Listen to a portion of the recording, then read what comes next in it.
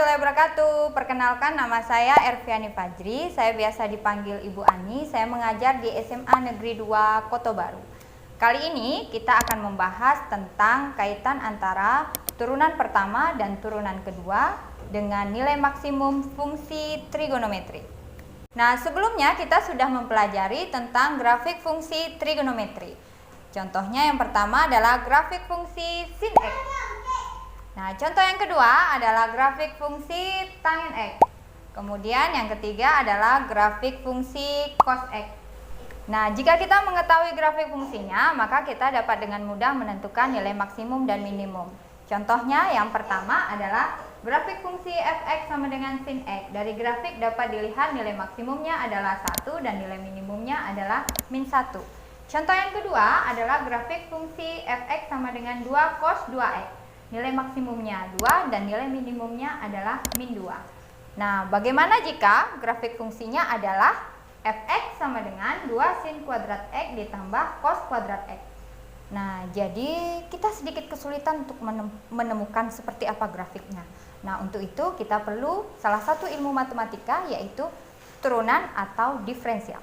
Langkah pertama, kita akan menentukan turunan pertama dari fungsi f aksen x sama dengan 0. F aksen X sama dengan 0, maka kita turunkan pangkatnya terlebih dahulu. 2-nya dikalikan 2 ke depan menjadi 4, sin X-nya berpangkat 1 dan turunan dari sin sama dengan cos X. Pangkat dari 2-nya turunkan ke depan menjadi 2 cos X, turunan dari cos sama dengan sin X. Nah, kemudian sin cos itu sama dengan cos sin, sehingga dua buah persamaan ini bisa dijumlahkan menjadi 6 sin X cos X itu sama dengan 0.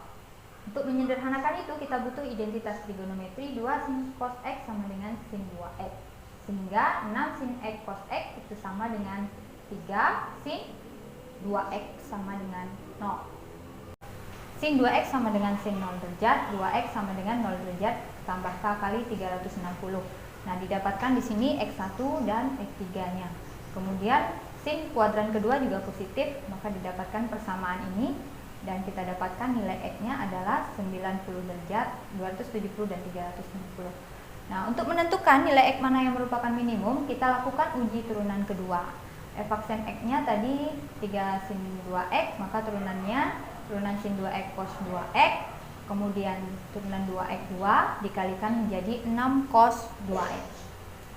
Kemudian kita uji untuk yang pertama X sama dengan 0 derajat, maka didapatkan hasilnya cos 0 itu sama dengan 1, kemudian 6 kali 1 sama dengan 6. 6 adalah bernilai positif, sehingga untuk X sama dengan 0, nilai fungsi tersebut adalah minimum.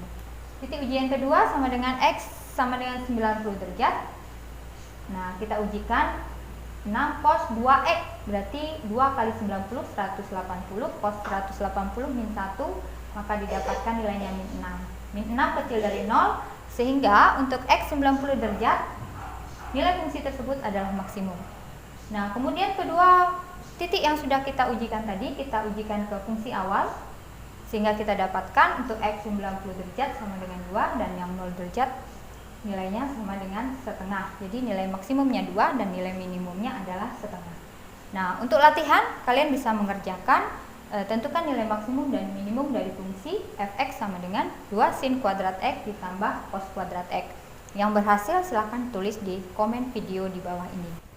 Nah, itulah tadi penjelasan tentang kaitan antara turunan pertama dan turunan kedua dengan nilai maksimum dan minimum fungsi trigonometri. Jadi kaitannya adalah sesuai dengan teorema, misalkan f double aksen kontinu di C, jika f aksen C sama dengan 0 dan f double aksen besar dari 0, maka f memiliki nilai minimum di C. Kemudian jika f aksen C sama dengan 0, maka f double aksen kecil dari 0, maka f memiliki nilai minimum di C. Demikianlah penjelasan kali ini, dan jangan lupa untuk tetap belajar di mana saja, kapan saja, dan dengan siapa saja. Saya akhiri, assalamualaikum warahmatullahi wabarakatuh.